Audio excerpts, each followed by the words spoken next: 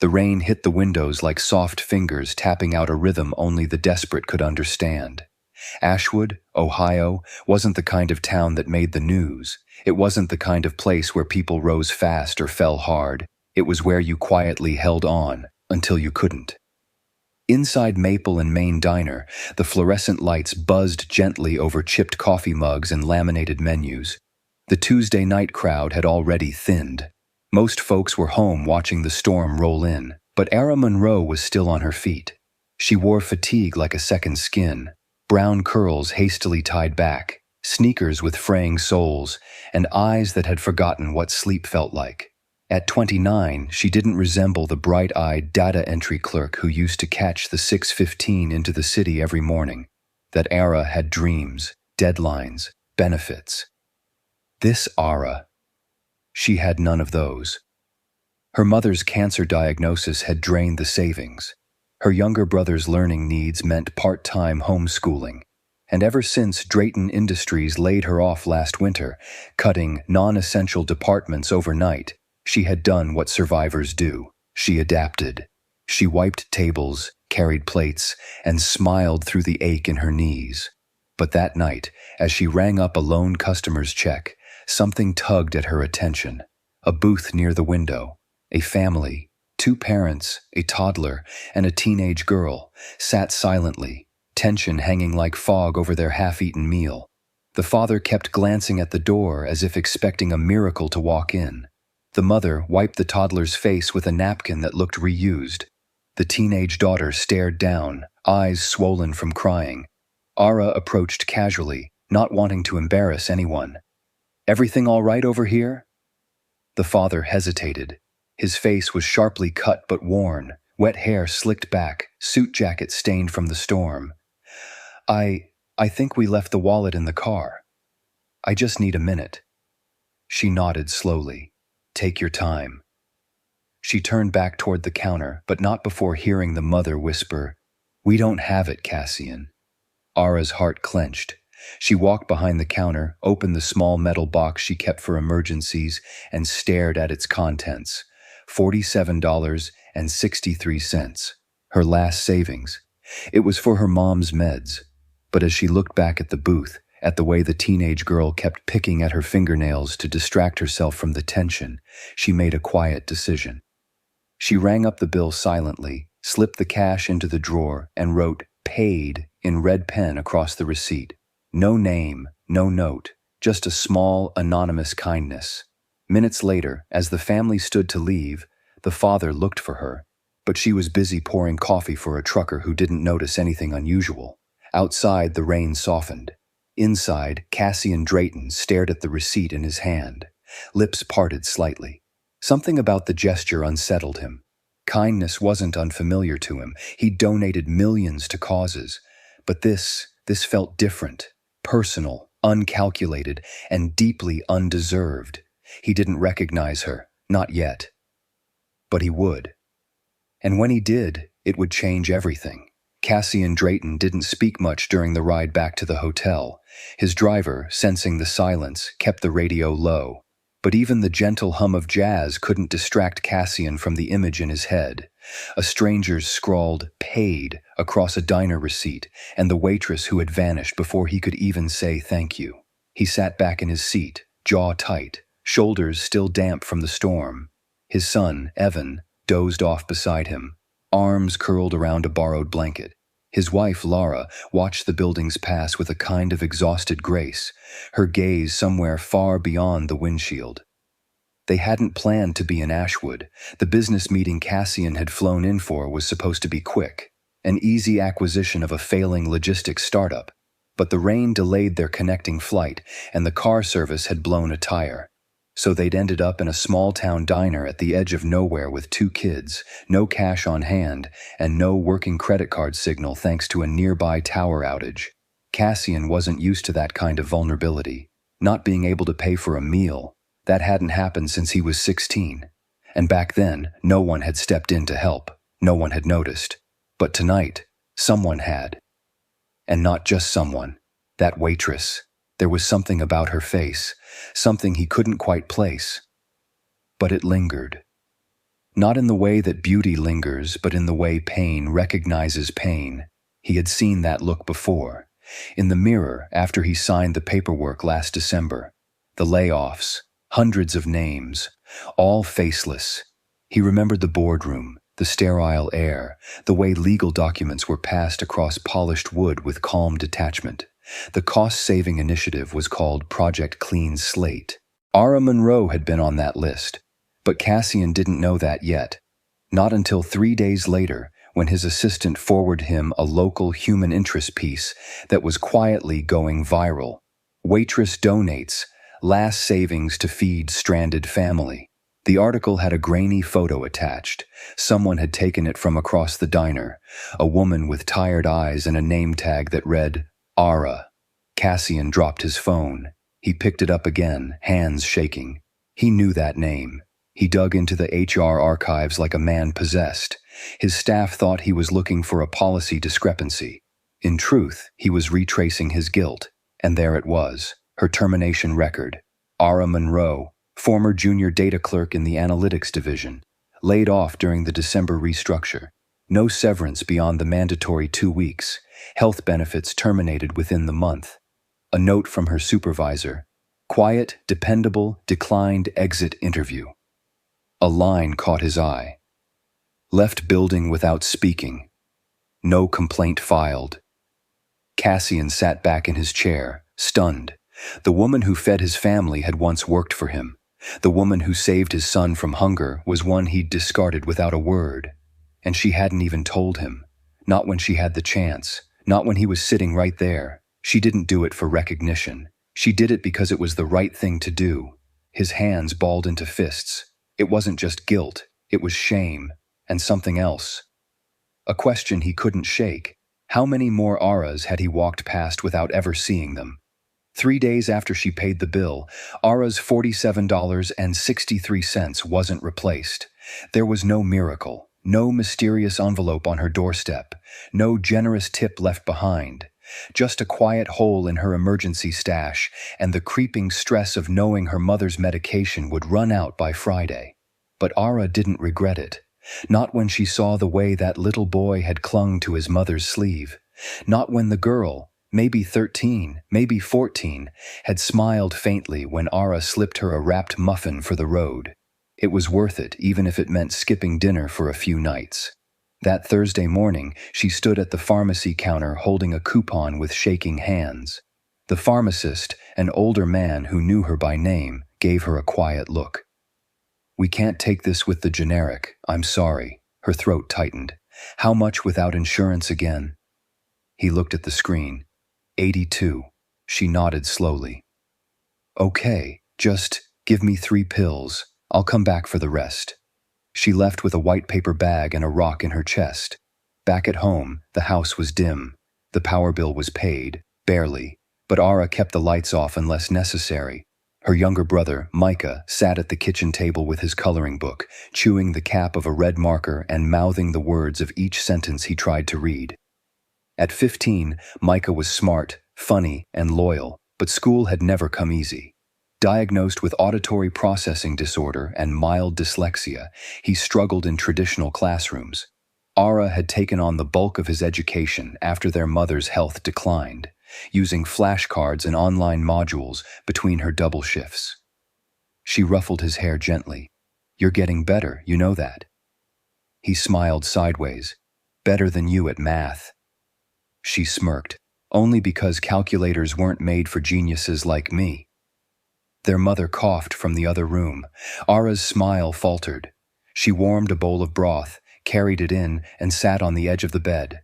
Karen Monroe looked older than her 51 years. Chemo and stress had done their damage, but her eyes, those soft, steel-blue eyes, still watched Ara with pride. "You working tonight?" she rasped. "Yeah, double shift." Her mother frowned. "You can't keep doing this, baby." Ara kissed her forehead. "I can, and I will." She left early that evening, trudging to the diner under gray skies that promised more rain. Inside, the warmth and clatter offered comfort, but her bones were heavy. The shift passed in a blur, orders, refills, smiles that didn't reach her eyes. until just before closing, a man in a tailored coat stepped in alone. He didn't sit, he just looked at her, eyes unsure. Era Monroe, she blinked. Yes? I'm Cassian Drayton, he said, and I owe you more than you realize. Her heart dropped. Cassian Drayton, the CEO, the man who signed her off without a second thought. What was he doing here? Era didn't move. Her hand still clutched the coffee pot mid-pour, as if her brain hadn't caught up with her body yet. Cassian Drayton stood just inside the doorway, raindrops still clinging to his coat collar like guilt he couldn't shake off. The name echoed through her skull like a bell. Drayton. She'd typed it on invoices, stamped it on employee memos, spoken it out loud when her mother asked, "How's work, baby?" Back when she had health insurance and a future. He didn't look like she remembered from the company newsletter. He looked more tired now, like someone who hadn't slept since realizing the damage he'd caused. "You're joking," she said finally. Her voice wasn't angry. It was numb, flat, the kind of tone that hurts more than yelling ever could. "No," he said softly, "I'm not." For a moment she laughed.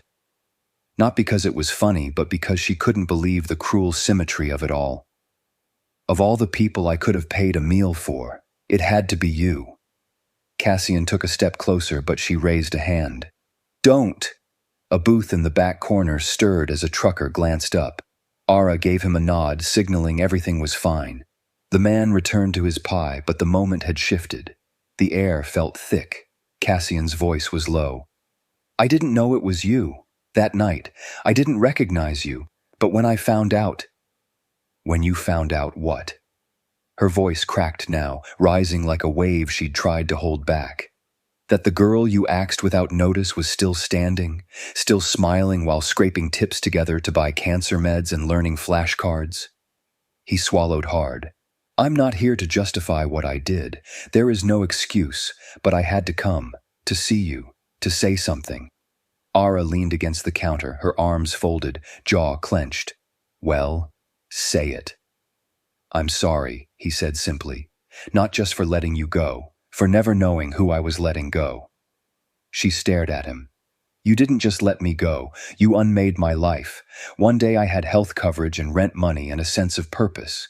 The next day I had nothing but a badge that didn't work and an inbox that was already locked out." He lowered his gaze. "I know, and I hate that it took being helped by you, to finally see what I've become, what I allowed myself to ignore." Ara's voice lowered. "So why are you really here?" Cassian reached into his coat and pulled out a folded printout.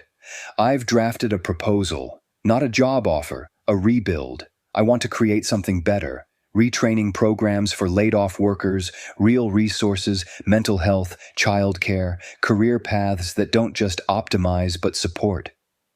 I don't know how to do that alone." He placed the paper gently on the counter between them. "I want you to help me design it."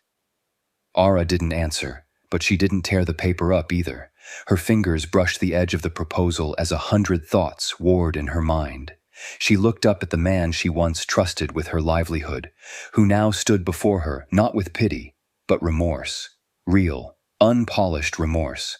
"I'll read it," she said finally, "but if this is just PR cleanup dressed up as reform, I swear, Cassian—" "It's not," he interrupted. "It's not." Her eyes didn't soften, but they didn't harden further either. Outside, the storm had stopped. Inside, something had shifted. Not forgiveness, not yet. But maybe the start of something that hadn't been there before.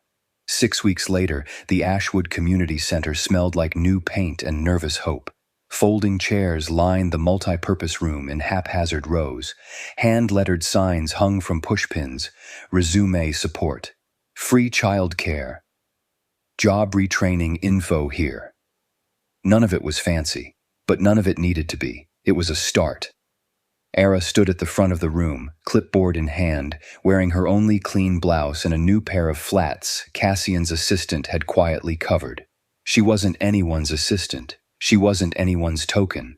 She was the co-architect of this initiative, and for the first time in almost a year, she felt like she was building something again, not just surviving. They called it The Restart Project. It wasn't corporate gloss. No big banners or camera crews, just actual services.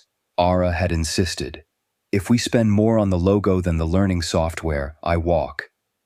Cassian agreed. Every single time. She hadn't forgiven him, not completely. But she respected him now in a way she hadn't before. He showed up early, he stayed late.